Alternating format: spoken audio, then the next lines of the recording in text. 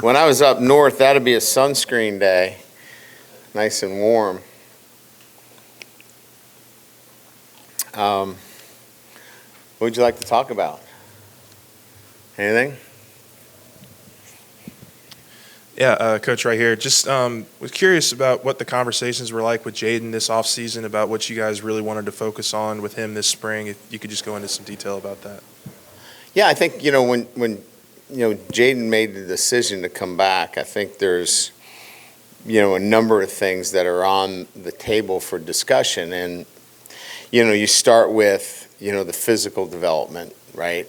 Certainly, looking at, how we can put together a plan for his,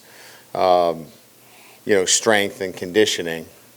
So we went into look, part of this is we had to recruit him back too, right? So we had to give him a comprehensive plan as to, what we were going to do in the weight room, how we were going to continue to develop him, technically as a quarterback, all of those pieces.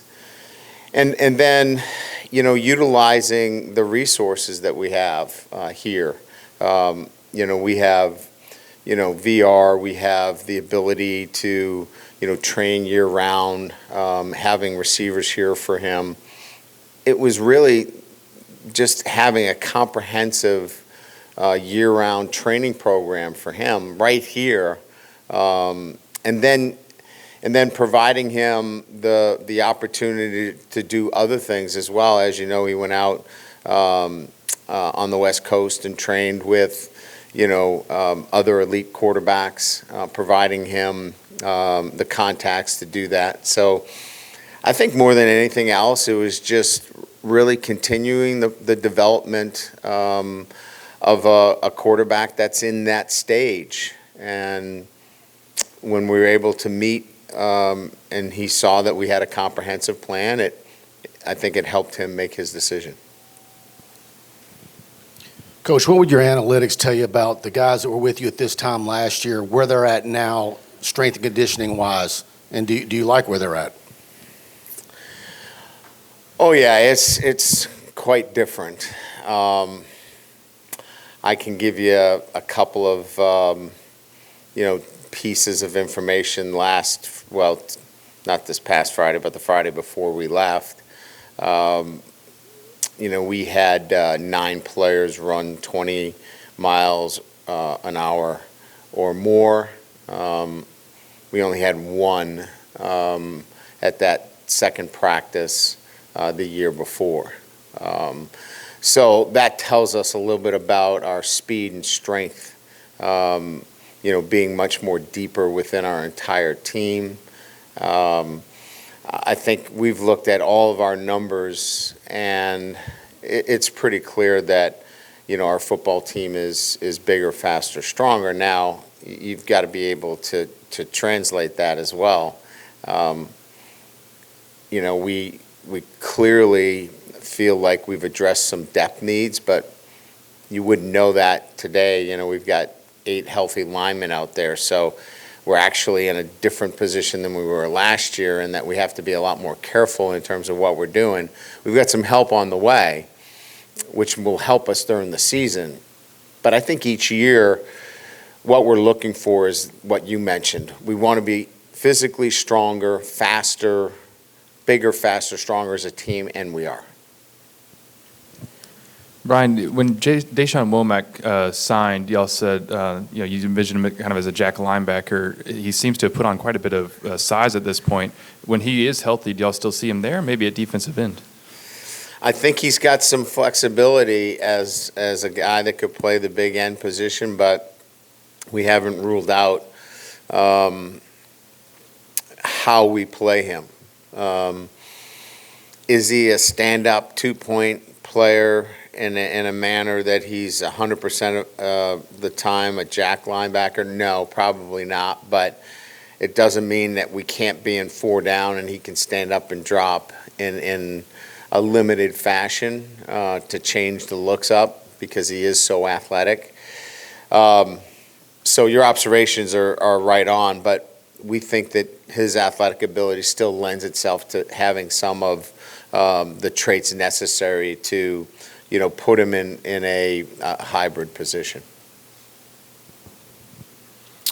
Hey, Coach, when you look at Emory Jones, a 19-year-old true sophomore, seems like he's well beyond his years of maturity and leadership. But what are you seeing out of a guy like that who talks about winning national championships and wants to be a leader? Well, it starts with how he handles himself, away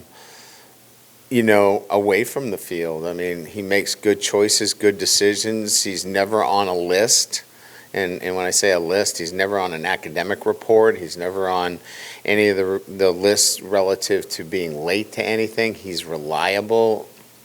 I was telling our guys the other day, in my 3 decades of being head coach, if there's one question I'm asked over and over from GMs and head coaches, is he reliable? Is he going to be on time? Can I count on him? This is a guy you can count on, and we can count on him as a true freshman, and now going into his, well, he's not a sophomore yet, he's still in his freshman year. He's so reliable, and that just goes to his parenting, his background, his high school, where he came from. He's exceptional. Hey, Coach, with a guy like Denver Harrison, just given some of his history, what made you feel confident that he could fit into what you're building here? Yeah, I mean, obviously we did a lot of research. This was not a decision that we just said, here's a great player. He had to fit. We felt like, we did our due diligence in terms of his background, and there's an affiliation with LSU here with the family. He had a lot of people speak on his behalf. He had a number of interviews with Coach House and myself, and we felt with the culture in which we have put together here that he would make it here because the culture is really strong. And it's proven to be that he's done well early on, and he has no choice. He has to make it. So here's a guy that has been given a second chance, and we feel like because of the circumstances, the culture is strong. He knows that this is really his last chance at an SEC opportunity, that it was worth the risk, and so far so good. Hey, Brian, obviously your Jack room is pretty much all new guys for the most part, and you decided to bring Coach Jancic to be full-time focus on that. I guess what was your outlook this offseason on that room, and what are you seeing so far? Yeah, so there's young players in there, but we brought some transfers in there. So Ovi Agufu has played a lot at that position in a similar role at Texas, and we felt like him and certainly Braden Swinson are 2 guys that had a little bit more of a veteran kind of presence with some young players, and we felt like that was the kind of mix that we were looking for. And that's proven to be pretty good right now. Ovi's been really good as a leader, as a mentor right away to some of the young players. And I think some of the young kids have shown themselves to be a little bit further along than we thought. And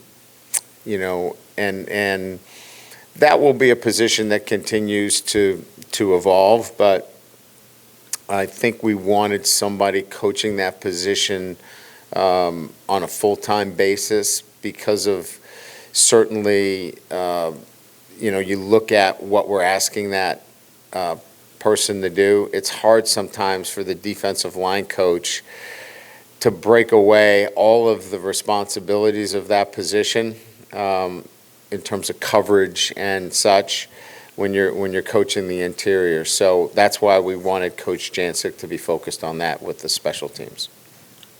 Coach, the new rules to allegedly speed up the game, are you in favor, and do you think that fewer plays is a disadvantage to the better team? I'm in favor of the rule. I think it's good for college football. I think it is getting to the point where, as long as it's stopped the last 2 minutes before, halftime at the end of the game, I still think you have the ability to come back and be part of, comeback opportunities. I see it this way. The NFL's done a great job of taking every play and maximizing each one of those and each one of those opportunities, whether it be through shifting and motioning and trying to get the defense in positions where they're leveraged. And I really think that offensively, some college offenses have gotten away from that, and they're just trying to run as many plays as they can. And I think it puts an emphasis back on execution. And you better be offense that executes and does a really good job from play to play. And you can't be loose and careless. You have to be focused and really disciplined offensively with these changes. Coach, right over here, with the wide receiver room, have you seen Malik in the early goings of the spring kind of step up and show some leadership qualities and taking the reins of that top guy in that room? Maybe you can even throw Brian Thomas in that category as well. No, I think that's Malik as the leader of that room. And look, I mean, I think there's so many things that you have to do on a day-to-day basis to get that. Like, he's made some poor choices, but yet, he makes great choices on a day-to-day basis. And that is, he trains hard. He is a guy that, when it comes to, his academics, he takes care of those things. He's a good teammate. As I said earlier, he's reliable. He's on time. He's a good teammate. He's respectful. So he does have those traits in the room, but he's got to keep doing it. I don't know that we're passing out C's for the shirts right now, but he's showing those kind of markers where people are starting to look towards him as the leader in that room. Yeah, Brian, I know you only had a couple of practices before the break. Have you kind of already looked at maybe position changes for people or certain guys or discussions over last week? Maybe we should look at this guy, this position? Honestly, the only positions that we've made are to function in practice, and that is we moved a couple of guys on the offensive line just so we can, get some good work in practice. I think the only real, and we did that at running back too. We moved Jack at the running back position just to get us through because we're so thin there as well. The only position that opens us up to potentially moving some people around is we have some pretty good depth in the backfield. Is there another safety possibility? Is there somebody that can move around in the backfield? That's yet to be determined. That will be an area that we'll continue to look at because there is some guys there that could possibly play a couple of different positions. I don't know who they are right now, and we'll continue to monitor that. But I don't see anywhere else that really would put us in a position where somebody would move to the other side of the ball. Coach, here on your left, could you just shed some light on how special teams will be coached up and different roles with different guys? Mm-hmm. So John Jancic will coordinate, which will be the voice of what we're doing. And we're not – I was really happy with our scheme. I thought, as I did a deep dive on what we did special teams-wise, we fielded the ball poorly last year. We we certainly, we're in a position where a walk-on was our kicker, and he had his moments, but he had some big kicks as well. I thought our punter was excellent. Our long snapper was excellent. So when you talk about the individuals, we had to address kickoff return and punt return and who that person was, and I think we went out and did that. But from a schematic standpoint, I like what we do. So there won't be many changes. There'll be some coaching points and some tweaks here and there. So John will be that voice. Lester Erb will stay in his role as an analyst. And let me be clear about analysts. Analysts, can't go out and coach like one of the 10, but they are allowed now to be more active with the assistant coaches. And so Lester Erb did a great job last year of putting together our game plans, and I thought our game plans were really good. So he'll continue in that role. And then the assistant coaches, and in particular the coordinators, will take an active role and a responsibility in each one of the units. So this is much more of a coordinator who will have the singular voice, but it'll be a team approach to the special teams this year. Hey, Coach, down here, Josh Sibley with One Team Media. You saw Mason Smith run around doing non-contact drills. How important? What's the timetable for his recovery, and how important will it be to get him back in the depth chart? Well, it'll be immense. I mean, we didn't have, look, I mean, we had great edge presence last year, right? It was pretty obvious, like with Harold and BJ. But you could fan one side and chip or move the back to the other because we didn't have a great inside pass rush presence. Now you put Mason to the inside. If you do that this year, I don't know how many sacks he'll have. You can't single block him. We couldn't. So when you start to fan to him, and when I say fan, when you start to move the center to him or use a back inside, now you're going to leave our edge players one-on-one, and we'll have a really good balanced pass rush. So he brings that presence, which we didn't have last year. We had 9 guys out today that factor into our 2 deep and significant playing time. 8 of the 9 will be back when we begin our summer program in the first week in June. The 9th is Armani Goodwin, who won't be back until camp starts. So they're all in great position. They're all doing well. They're all moving actively. So, we're in the middle of March. These guys are on schedule to be full go, doing everything, by the time we come back, in the first week in June. Good? All right, thank you.